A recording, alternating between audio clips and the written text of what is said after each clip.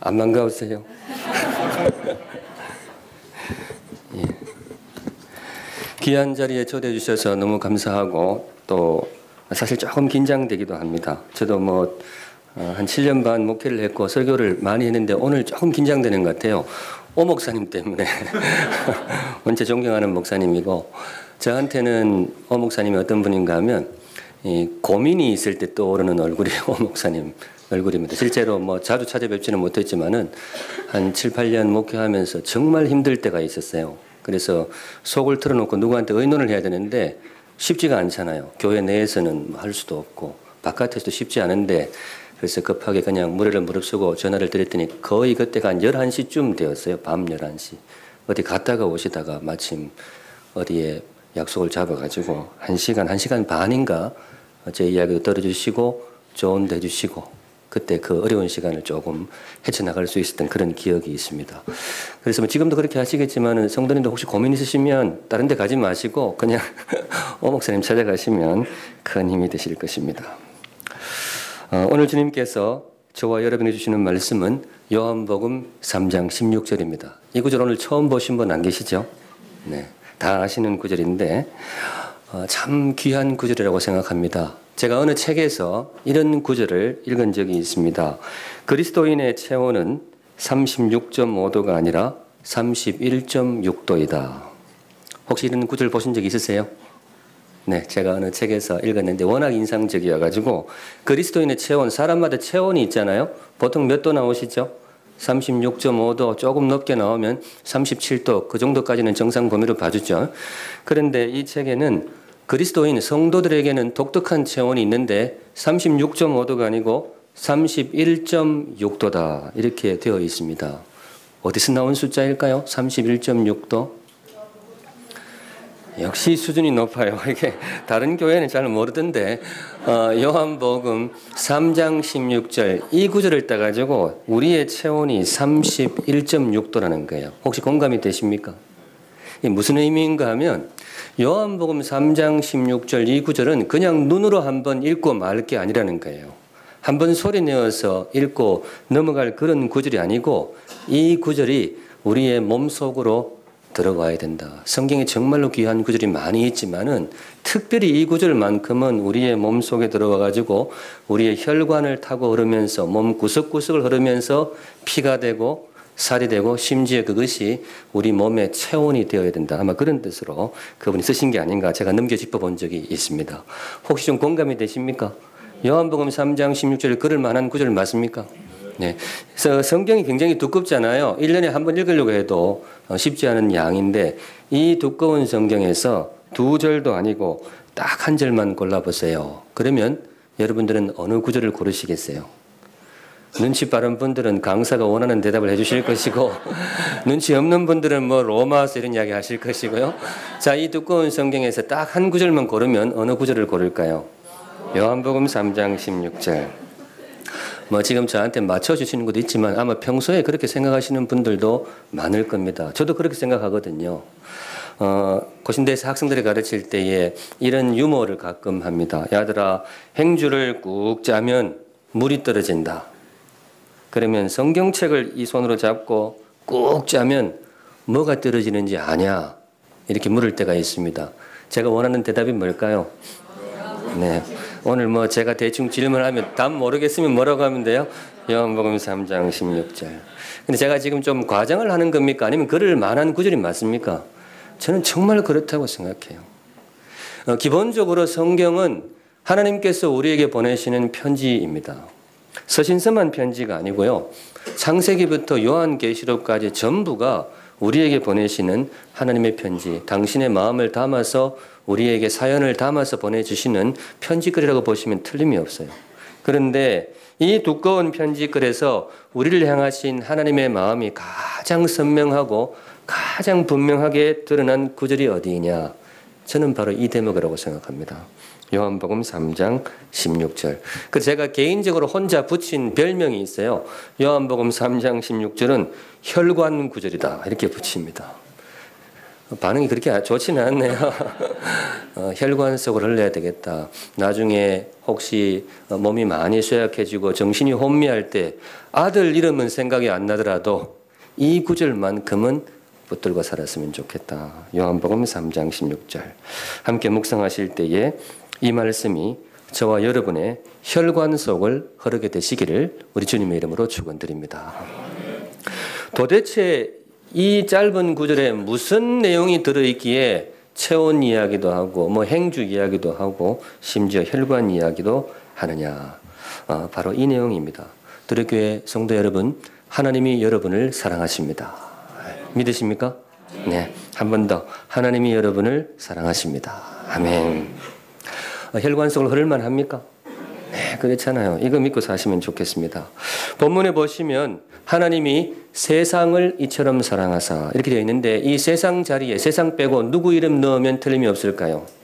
네, 여러분들 이름을 넣으시면 틀림이 없습니다. 내 이름 넣어가지고 하나님이 나 아무개를 이처럼 사랑하사 그렇게 읽으시면 됩니다. 그런데 원래 요한복음 3장 16절 하나님이 쓰실 때에 하나님이 원래는 오목사님 이름을 쓰려고 하셨어요. 네, 어제 전화해 봤는데 맞답니다. 네. 요한복음 3장 16절을 하나님이 오세택 목사를 이처럼 사랑하사 이렇게 쓰려고 하셨어요. 성도 여러분, 하나님이 우리 오 목사님 사랑하실까요? 안 사랑하실까요? 네, 사랑하십니다. 그래서 그렇게 쓰려고 하셨어요. 그래서 하나님이 오세택 목사를 이처럼 사랑하사 쓰려고 하셨는데 한 사람 얼굴이 자꾸 눈에 밟혀가지고 차마 쓰실 수가 없었어요. 지창현 목사님 얼굴이 자꾸 떠올라가지고 지 목사님은 저 오랜 친구입니다. 놀라시네요. 좀 연배가 달라 보이나요? 신대원 동기인데 정말 운동도 같이 열심히 했고 뭐 십자인대 파열되고 할 때도 저도 약간 관여가 되었던 것 같고 그랬던 것 같습니다. 여하튼 참 이 사람 목사구나. 그 신대원 다닐 때부터 그런 좀 기미가 보였어요. 정말 귀한 목사인데 이분이 아주 착하지만은 또 때가 되면 약간 성질이 있거든요. 이때 그래서 하나님한테 항의를 할 수 있단 말이죠. 하나님, 담임 목사님만 사랑하고 나는 안 사랑합니까? 이게 항의를 할 수 있단 말이죠. 성도 여러분, 우리 지창현 목사님 하나님이 사랑하실까요? 미워하실까요? 아까보다 목소리가 더 큰 이유가 뭘까요? 네, 사랑하시죠. 우리 지 목사님 사랑하십니다. 그래서 듣고 보니 맞거든요. 그래서 하나님이 붓을 지우고 이렇게 고쳐 쓰려고 하셨어요.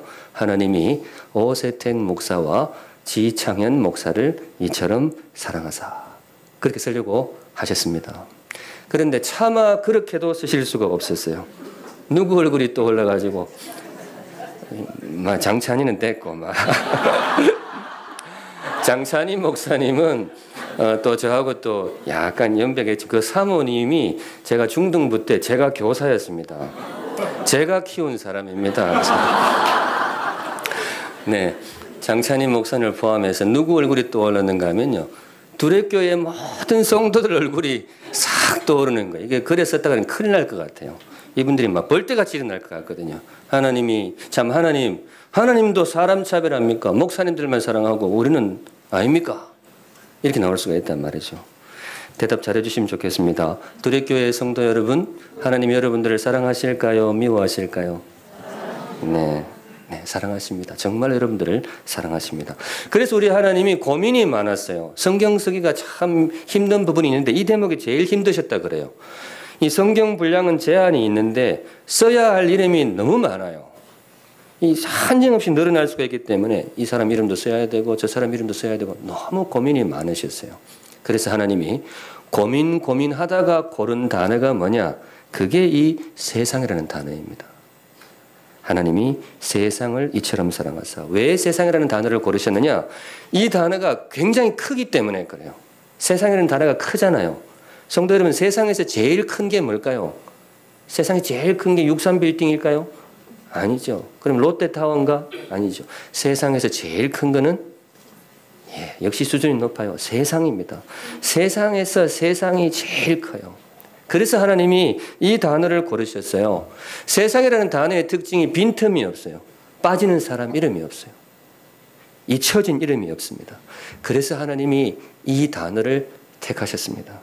성도 여러분, 하나님이 우리 모두를 빠짐없이 사랑하십니다. 그래서 주신 말씀이 뭐냐? 하나님이 누구를 이처럼 사랑하사? 세상을 이처럼 사랑하사. 볼펜 물 남으신 분들 세상 밑에다가 여러분들 이름을 쓰셔도 틀림이 없습니다. 그런데 여기서 끝이 아니고 이 세상이라는 단어에는 조금 더 깊은 사연이 있어요. 왜 하필 이 단어를 택하셨느냐?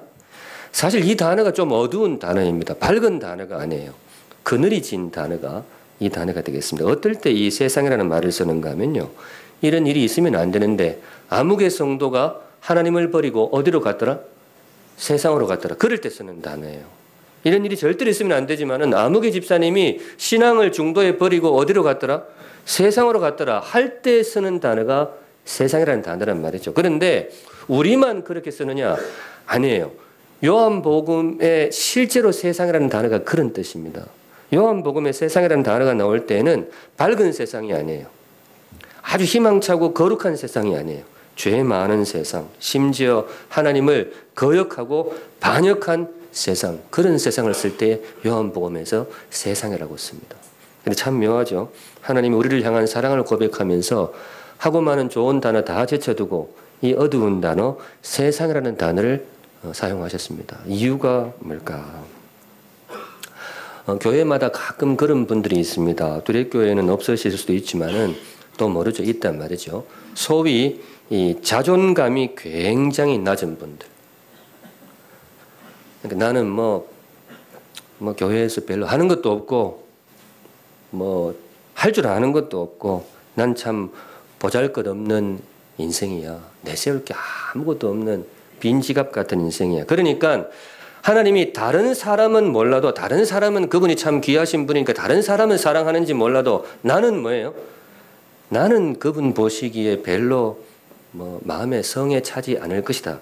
그렇게 생각하시는 분들이 교회마다 간혹 있습니다. 혹시 이 자리에도 계실지 몰라요. 나는 교회에 별로 봉사도 못하고 또 가끔 성깔이 있어가지고 여기저기 상처도 좀 주고 이래가지고 내 때문에 상처받은 사람도 여럿 있고 그러니까 다른 사람은 몰라도 우리 목사님들이나 장로님들 참 귀한 분들 다른 사람 이런 분들은 내가 봐도 저 사람들은 참 괜찮으니까 하나님 눈에도 괜찮아 보일지 모르겠는데 나는 뭐예요? 나는 하나님 보시기에 그렇고 그럴 것이다 라고 생각하는 분들이 교회마다 간혹 있습니다. 혹시 또 모르죠. 이 자리에서 저 사람이 내 속을 들여다보나 그렇게 생각하시는 분이 있으실지도 모르겠습니다. 없기를 바라지만 혹시 이 자리에 그런 분이 있다면 요한복음 3장 16절 이 구절은 누구에게 주시는 구절이냐? 우리 모두에게 주시지만 특별히 그분들을 위한 하나님의 편지입니다. 성도 여러분, 조금 부족한 사람 하나님이 사랑하실까요? 그런 사람은 미워하실까요? 네, 사랑하십니다. 조금 못난 사람, 조금 말썽 피운 사람, 그런 사람 하나님이 사랑하실까요? 그런 사람들은 제쳐두고 그냥 미워하실까요? 사랑하십니다. 정말 사랑하십니다. 바로 그래서 조금 못난 사람도 내가 마음 다해 너희들을 사랑한다. 그 뜻으로 주신 구절이 뭐냐? 하나님이 이 어두운 세상을 이처럼 사랑하사. 성도 여러분, 저는 사실 여러분들이 어떤 사람인지 잘 모릅니다. 오늘 저 얼굴 처음 보신 분들이 대부분이시죠?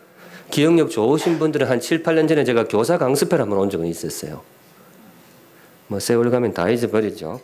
잊어주시는 것도 참 좋습니다. 그러니까 했던 설교 또 해도만 모르고 그러면 참 좋죠. 제가 여러분들 잘 모르죠. 오늘 거의 처음 배웠고 또 혹시 밖에서 만났다 하더라도 깊은 대화를 해본 적도 없고 하기 때문에 잘 모릅니다. 그런데 제가 여러분들에 대해서 딱 한 가지는 정확하게 알고 있습니다. 뭐냐면요. 하나님이 여러분을 사랑하십니다. 네, 믿으십니까? 네.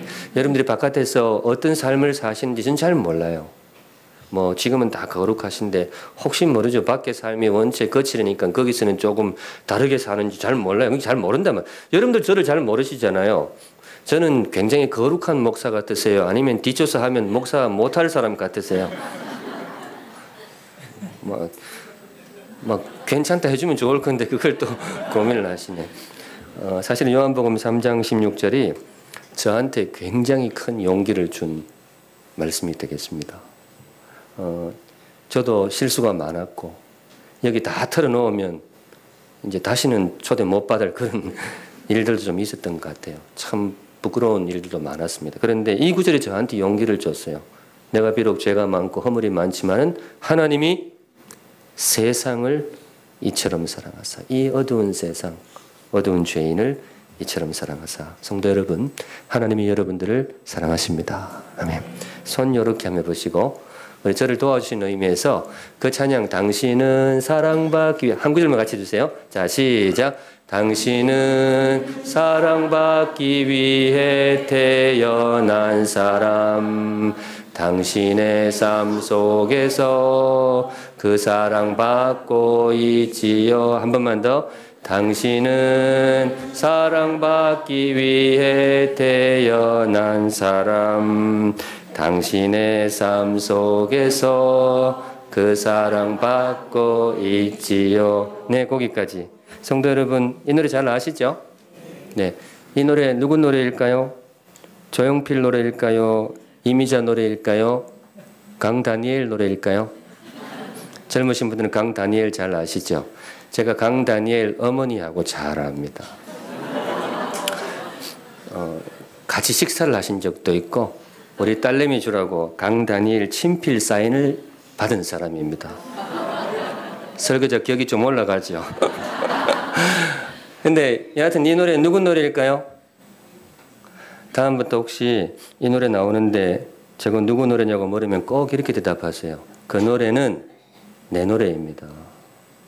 그 노래는 내 노래입니다. 가사가 딱 여러분들 삶입니다.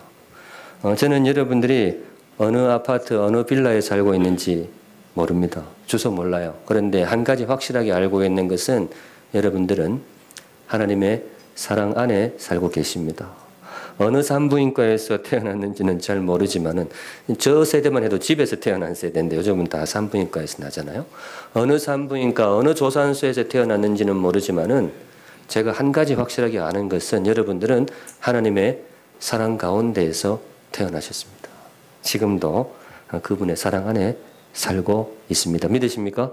네, 그분의 사랑 믿고 사시기 바랍니다.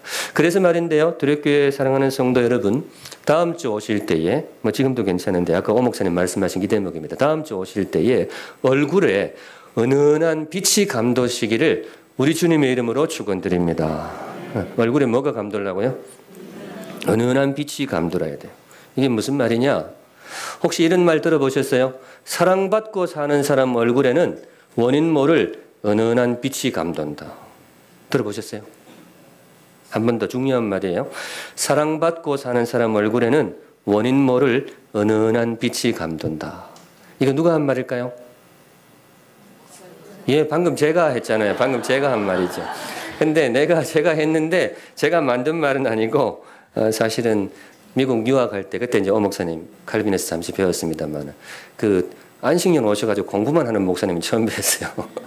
그때 근데 저 이제 미국 유학 가가지고 안 되는 영어로 공부를 하다 보니까 스트레스가 많이 쌓이는데 스트레스를 뭘로 풀었는가 하면 한국 드라마를 보면서 풀었어요.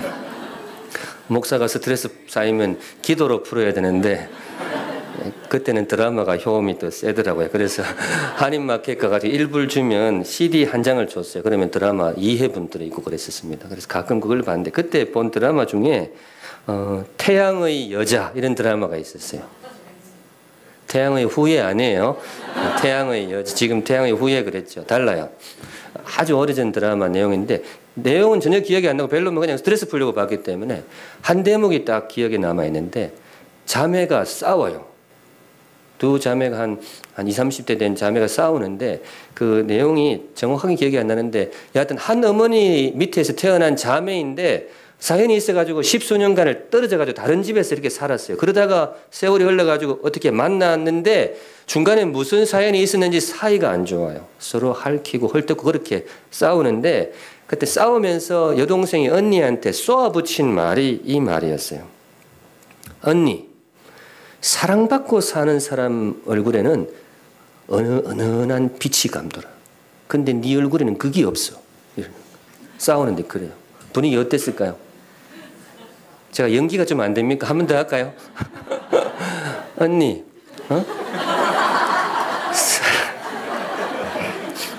사랑받고 사는 사람 얼굴에는 은은한 빛이 감돌아. 근데 언니 네 얼굴에는 그게 없어. 여자들 싸움이 세요.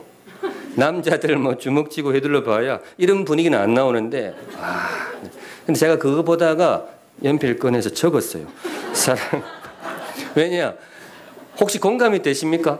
사랑받고 사는 사람 얼굴에 빛이 감돈다. 이게 다른 무엇으로도 채울 수 있는 그 사랑의 그런 게 있잖아요. 포만감이라고 해야 돼. 그게 있잖아요. 그래서 제가 너무 공감이 돼가지고 나중에 설교에 서먹에 제가지고 이렇게 적었던 기억이 있어요.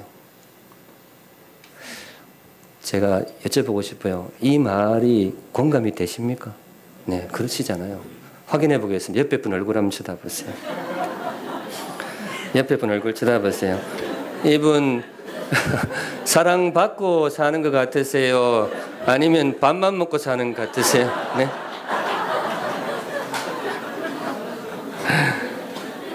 네, 지금도 얼굴이 많이 밝아서 너무 좋습니다. 너무 밝아서 좋은데 바라기는 다음 주에는 더 얼굴이 은은한 빛이 감도시기를 우리 주님의 이름으로 축원드립니다. 왜냐? 우리는 그럴 만한 사람입니다. 사랑을 받고 있어요. 하나님이 여러분들을 사랑하십니다. 우리는 그렇게 되어야 될 의무가 있어요. 우리 얼굴이 어두우면 안 돼요. 왜냐? 하나님이 우리를 사랑하시기 때문에 그렇습니다. 하나님의 사랑 가운데에 얼굴에 은은한 빛이 감도시기를 우리 주님의 이름으로 축원드립니다. 한 걸음 더 나아갑니다. 그런데 우리는 말이죠. 빛 중에서도 좀 묵직한 빛이 감돌아야 돼요. 어떤 빛? 묵직한 빛. 그냥 약한 빛은 안 돼요. 왜냐? 받은 사랑이 작지가 않아요. 두 번째 말씀입니다. 오늘 주시는 말씀. 하나님이 우리를 사랑하시는데 그냥 사랑하시는 것이 아니라 정말로 많이 사랑하세요. 정말 많이 사랑하세요. 경상도 말로. 경상도 많으시죠? 네. 경상도 사람들은 저는 웃음소리만 들어봐도 대충 알겠더라고요. 억수로 사랑하시는 거죠. 전라도 말로는 뭐라 그럴까요? 전라도 분들이 많으시네요. 제가 25년 전 일찍이 동서화합을 위해서 전라도 아가씨랑 결혼을 했거든요. 제가 전라도 말도 좀 알아요. 그분들은 겁나게 이러시죠. 겁나 혹은 허벌나게 이렇게 하시는데 겁나게 하나님이 우리를 억수로 겁나게 사랑하시는데 그러면 성경 표현으로는 뭐라 그럴까요? 그걸 오늘 본문에 나옵니다. 하나님이 세상을 이처럼 그 다음이에요. 다음에 보시면 이처럼 사랑하사 누구를 주셨으니 독생자를 주셨으니 하나님이 우리를 너무 사랑하셔서 누구를 주셨다고요? 독생자를 주셨다. 큰 사랑 맞습니까? 네. 처음 성경 읽을 때에 예수 믿는 사람들은 참 유식한 것보다 독생자 한 번도 들어본 적이 없는 말이더라고요. 근데 나중에 알고 보니까 별 어려운 말도 아이들만 이렇게 어렵게 해가지고 우리말을 쉽게 고치면 뭐죠? 외아들이죠. 외아들. 하나님의 외아들을 주셨으니 성도 여러분 누군가를 사랑해서 외아들을 내어주는 거 큰 사랑 맞습니까? 네, 정말 큰 사랑이죠. 어느 날 아침 아내가 사랑하는 남편을 위해서 고등어를 구워내었습니다. 남편이 고등어를 좋아해요. 남편 고향이 경상북도 경산인데 그쪽 사람들이 대체로 고등어를 좋아해요. 제가 경산 사람입니다. 경산 사람. 제가 외지 생활 오래됐는데 나와가지고 고향 분들 만나면 경산, 영천, 신령 이 정도까지 거의 다 이 고등어를 좋아해요. 왜냐? 이유가 뭘까요? 여기 경산분 계신가요? 다 고등어 좋아해요. 왜냐하면 어릴 때에 먹을 수 있는 생선이 그거밖에 없었어요. 내륙이라 가지고요. 바닷가에 살면 싱싱한 이걸 먹을 수 있는데 우리는 그게 없었어요. 그때는 저장 시설이 안 좋아가지고 오로지 먹을 수 있는 생선은 뭐예요? 네, 소금친 고등어밖에 없어요. 그러니까 어릴 적 입맛이 살아 있으니까 이제 커서도 그걸 좋아하는데 제가 이 장가를 너무 멀리 가버린 거죠. 어디로 갔어요? 전라도로 가버린 거죠. 전라도 아가씨 괜찮아요. 이쁘고 이뻐요. 저희 와이프는 특히 좀 예뻐요. 이쁘고 살림도 잘하고 애도 잘 키우고 마음도 좋고 다 다 좋은데 딱 한 가지 불편한 게 있어요. 뭘까요? 음식이 달라요. 식성이 달라. 전라도 분들이 고등어를 생선 취급을 안 하시더라고요. 그쪽에 그 전라도에 뻘이 있어서 그런지 음식이 많아서 그런지 하여튼 밥상에 고등어가 안 와요. 고등어가. 그래도 경상도 남자들 특징이 뭐예요? 반찬 투정을 안 하잖아요. 우리는 오로지 뭡니까? 오로지 그냥 주시는 대로 먹는 것이 뭐 이거 소리는 안 하잖아요. 그런데도 마음 한구석에는 늘 뭐가 있어요? 고등어가 있는 거죠. 고등어. 그래서 제가 어릴 적부터 그 노래 참 좋아했어요. 그 냉장고에 고등어 들어있는 노래 있죠. 나도 내일 아침에는 고등어 구이를 먹을 수 있을까? 저는 그렇게 불렀던 것 같아요. 먹을 수 있을까? 그러니까 고등어를 참 좋아하는데 그랬는데 결혼한 지 한 2년쯤 되었을 때 어느 날 아침 밥상에 고등어가 올라왔어요. 행복했어요. 행복이 그래 멀리 있는 게 아니더라. 행복은 어디에 있을까요? 행동은 고등어에 있어요. 고등어. 오늘 점심 식사에 고등어가 나오면 얼마나 좋을까요? 고등어. 근데 여하튼 이 여자가 드디어 나를 남편으로 존경을 하는구나. 너무 행복했어요. 그래서 밥을 먹다 말고 벌떡 일어나가지고 책꽂이로 걸어갑니다. 책꽂이에서 제일 두꺼운 책을 꺼냈습니다. 그 속에 뭐가 있었을까요? 비상금이 들어있죠. 이 대한민국 남자들은 다 통일되어 있어요. 제가 목사님하고 목양실에 있다 왔는데 딱 한 권이 눈에 띄더라고요. 책 한 권이. 더 이상은 비상금을 숨길 이유가 없어요. 고등어까지 얻어먹었는데 그거 숨겨가지고 뭐예요? 탁 털어가지고 작지만은 실반지이지만은 금반지 하나를 뽑아줍니다. 무슨 사랑일까요? 네, 고등어 사랑 받고 무슨 사랑 가고 반지 사랑 가고 집안 분위기 괜찮습니까? 네, 괜찮잖아요. 그런데 반지를 받은 여자 마음도 너무 황홀한 거예요. 이 평생에 뭐 받아본 적이 없거든요. 왜냐, 경상도 남자들은 이 집에 들어올 때 뭐라도 사들고 오면 큰일 나는 줄 알아요. 특별히 꽃 같은 거 사오면 이 경찰에 잡혀가는 줄 알아요. 그러니까 평생에 그런 게 없다가 오늘 뭘 사왔어요? 반지를 사오니 여자가 정신을 못 차리는 거예요. 아내도 벌떡 일어나서 화장대로 걸어갑니다. 화장대 속에 뭐가 들어있었을까요? 여자분들은 비상금이 아니에요. 여자분들은 통이 커요. 통장이 들어있어요. 이게 지금 몇 분 긴장하시는 것 같은 처녀 쪽에 떨어두었던 적금. 남자들은 어리숙해서 결혼할 때 다 내놓고 하는데 여자들은 안 그렇잖아요. 딱 지금 제가 너무 민감한 걸 건드렸나요? 그런데 더 이상은 이걸 적금을 들 이유가 없어요. 뭘 받았어요? 반지까지 받은 마당 이거 숨겼으면 뭐예요? 톡 털어가지고 사랑하는 남편 어깨 펴고 살라고 자동차를 바꿔줍니다. 무슨 사랑이죠? 자동차 사랑. 집안 잘 돌아갑니까? 근데 여기서 밀리면 남자가 아니잖아요. 여기서 밀리면 안 되잖아요. 그래서 남편이 하루 저녁 고민하다가 다음날 아침 출근하면서 복덕방에 들르게 됩니다. 아파트를 2천을 깎아가지고 금매물로 내놓습니다. 왜냐? 결혼할 때 약속했던 게 있거든요. 너 나하고 결혼하는 거는 정말 행운 중에 행운이다. 나하고 결혼하고 오늘부터 10년 안에 내가 부산항 데려가가지고 크루즈 태워가지고 전 세계 한 바퀴 뺑 둘러준다. 철석같이 약속을 했죠. 약속 지켰을까요? 못 지켰을까요? 아니 제가 그렇게 안 믿어오세요. 그럼 조금 더 쉽게 그 약속 못 지켰을까요? 안 지켰을까요? 뭐 사는 게 바빠서. 그런데 더 이상은 미룰 수가 없어요. 자동차까지 받은 마당에 뭐 아파트 있으면 뭐해? 그래서 금매물로 내어놓았습니다. 성도 여러분, 이건 무슨 사랑일까요?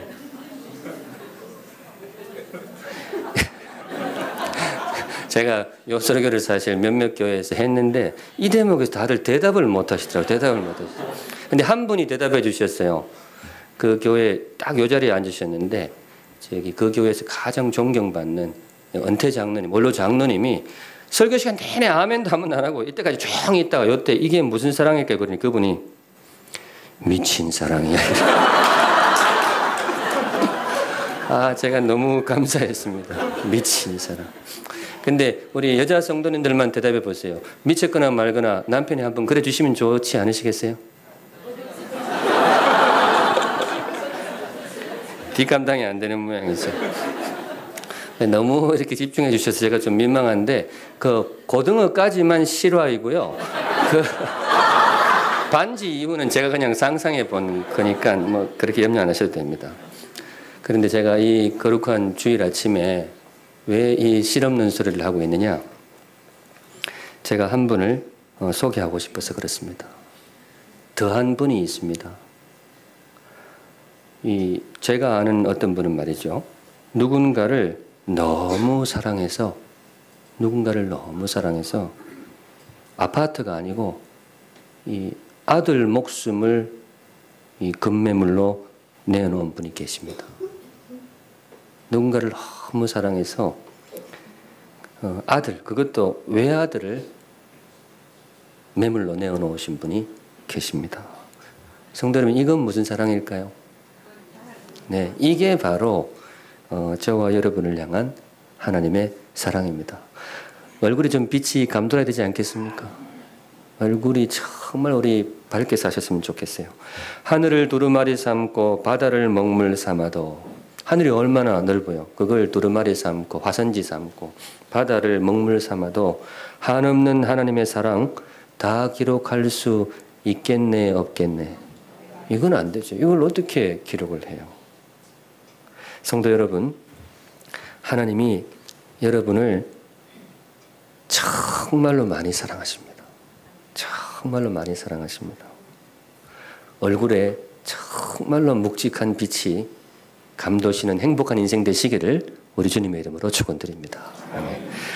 지금은 제가 부산에 있으면 강의를 하는데 천안 신대원에서 한 4년 5년 설교 실습을 가르쳤어요. 설교 실습이라는 과목이 교수한테 참 행복한 시간인데 전도사님들이 한 2분, 3분 매주 준비해 오면 그거 듣고 이렇게 평가도 하고 좀 첨삭도 해드리고 그렇게 하는 거였어요.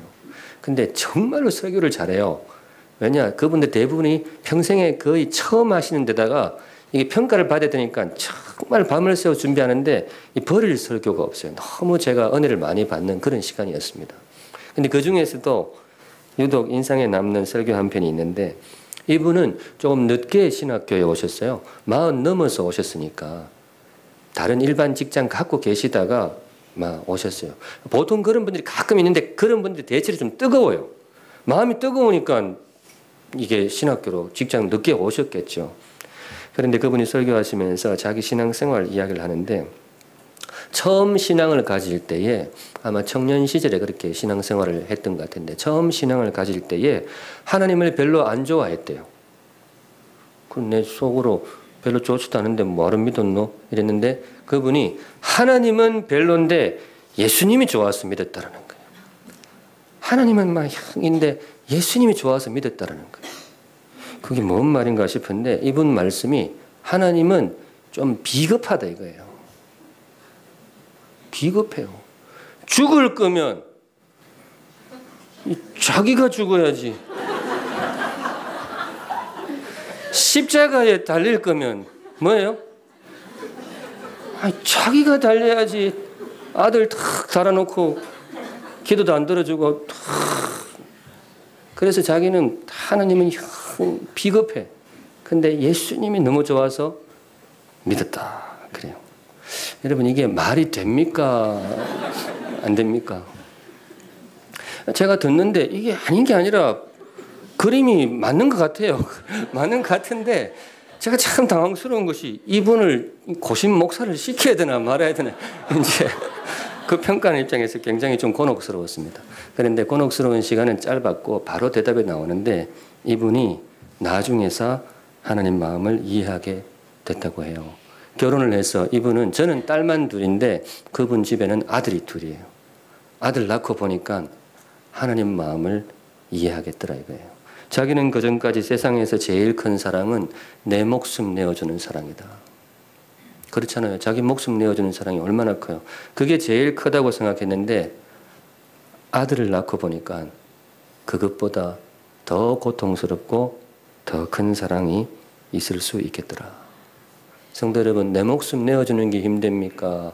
새끼 목숨 내어주는 게 사실 그런 걸 입에 담는 것조차도 아프죠. 저 어릴 적에 그런 이야기 좀 많이 들었어요. 저도 이제 병치레를 좀 많이 했는데 어릴 적에 이렇게 열이 나고 막 그러면 어머니가 옆에서 하다가 아이고 차라리 내가 아픈 게 낫겠다. 내가 아픈 게 낫겠다. 그런 말씀을 가끔 하시더라고요. 그런데 어린 마음에 속으로 그래도 내가 아픈 게 더 힘들지. 진짜일까? 이런 생각을 했던 것 같아요. 부모 마음을 모르니까 진짜. 근데 저도 이제 딸 둘을 낳았는데 어릴 적에 애들이 또 아팠어요. 그러니까 애들이 많이 아프죠. 아플 때 진심으로 나오는 소리가 뭐예요? 차라리 내가 아픈 게 낫겠더라고. 애 몸에 열 나니까 막 내 몸에 열이 나가지고 막 차라리 내가 아픈 게 낫겠다. 성도 여러분, 하나님이 여러분을 정말로 많이 사랑하십니다. 세상에 이런 사랑은 없어요. 하나님이 여러분을 정말로 많이 사랑하세요. 외아들을 내어주실 만큼. 가끔 그런 말 하시는 분이 있죠. 나는 사랑받지 못하고 자랐다. 나는 사랑을 충분히 받지 못했다. 지금 바깥에 계신 분들은 그런 말을 해도 될지 몰라도 지금 이 공간에 계신 분들은 속으로라도 절대로 그런 생각하시면 안 돼요. 그러면 우리 하나님이 너무 섭섭하십니다. 내가 너를 위해서 아들 목숨까지 내어주었는데 사랑받지 못했다니 그게 무슨 말이냐. 성도 여러분, 하나님이 여러분들을 정말로 사랑하십니다. 믿으십니까? 네. 그래서 한 가지 부탁이 있는데요. 우리 두렵교회 성도 여러분, 이 땅에서 오래오래 사시고요. 나중에 하나님 부르셔서 천국 가셨을 때에 하나님 앞에서 저한테 이 말은 꼭 들었다고 좀 이야기했어요. 하나님 여러분들을 어떻게 하신다고요? 사랑하십니다. 저는 그렇게 생각해요. 목사마다 성경을 보는 관점이 좀 다를 수 있지만 목사가 성도들에게 이 말은 꼭 전해줘야 된다고 생각해요. 하나님이 여러분들을 사랑하십니다. 오늘 마지막 말씀드리고 싶습니다. 성도 여러분, 하나님의 이 큰 사랑이 여러분의 삶에 영원토록 함께 하실 것입니다. 아멘. 오늘 본문에 보시면 그런 게 나오죠. 하나님이 우리를 이처럼 사랑하사 독생자를 도무지 내어줄 수 없는 외아들까지 내어주셨으니 이는 저를 믿는 자마다 어떻게 해요? 멸망치 않고 영생을 얻게 하려 하심이라. 깊은 뜻이 많이 있겠지만 저는 그렇게 읽습니다. 이 하나님의 사랑이 내가 살아있으나 죽을 때나 언제나 나를 지켜주신다. 그런 뜻으로 보시면 틀림이 없습니다. 하나님께 속한 사람의 특징이 있습니다. 예수 믿는 사람들의 특징, 진짜로 믿는 사람들. 낙심하지 않습니다. 뭐 하지 않는다고요? 낙심하지 않습니다. 좌절하지 않습니다. 절대로 무너지지 않아요. 왜냐? 하나님의 사랑이 우리를 지키기 때문에 그렇습니다. 사람을 듬직하게 지켜주는 것은 꼭 무슨 콘크리트 벽이 지켜주는 것이 아니고 사랑이 지켜주잖아요. 그런데 이 엄청난 사랑이 저와 여러분을 지켜주십니다. 그래서 저는 그렇게 생각해요. 진짜 예수 믿는 사람들은 낙심하지 않는다. 근데 안타깝게도 가끔 우리는 힘겨울 때 낙심하기도 하고 좌절하기도 하고 가끔은 쓰러지기도 합니다. 왜 그럴까? 받은 사랑이 부족해서 그럴까? 그건 아니에요. 이미 충분히 많은 사랑을 받았습니다. 받은 사랑이 부족해서가 아니고 믿음이 부족해서 그렇습니다. 뭐가 부족해서 그렇다고요? 믿음이 부족해서. 그래서 이 믿음이 들어갔어요. 이는 저를 뭐 하는 자마다? 믿는 자마다. 하나님의 사랑이 우리 안에서 역사하고 싶은데 역사하려면 우리의 마음의 문을 열어야 그것이 역사할 수 있다는 거예요. 근데 그 마음의 문을 여는 과정을 뭐라고 부르느냐? 믿음입니다. 그래서 교회에서 그렇게 믿음을 이야기하는 거죠. 성도 여러분, 이거 꼭 믿고 사시면 좋겠어요. 하나님이 여러분을 사랑하십니다. 믿으십니까? 네. 하나님이 여러분들을 정말로 많이 사랑하십니다. 아파트 내주는 것도 단어를 못 찾았는데 그것과도 비교할 수 없는 외아들의 목숨을 내어주는 사랑을 우리에게 베풀어 주셨습니다. 그래서 사도 바울이 고백하기를 내가 확신하노니 사망이나 생명이나 천사들이나 권세자들이나 현재일이나 장래일이나 능력이나 높음이나 깊음이나 다른 어떤 피조물이라도 사도 바울이 아는 단어 다 쓴 것 같아요. 이 세상 그 어떤 상황, 모든 상황이라도 우리를 우리 주 그리스도 예수 안에 있는 하나님의 사랑에서 끊을 수 없느니라. 성도 여러분, 하나님이 여러분을 사랑하십니다. 그 사랑 믿고 오늘도 행복한 하루가 되시기를 우리 주님의 이름으로 축원드립니다. 아멘. 잠시 기도하겠습니다. 거룩하신 하나님, 저에게 주신 말씀 사랑하는 두레교회 성도들에게 전달하였습니다. 하나님이 우리 성도들을 한 사람 한 사람 눈동자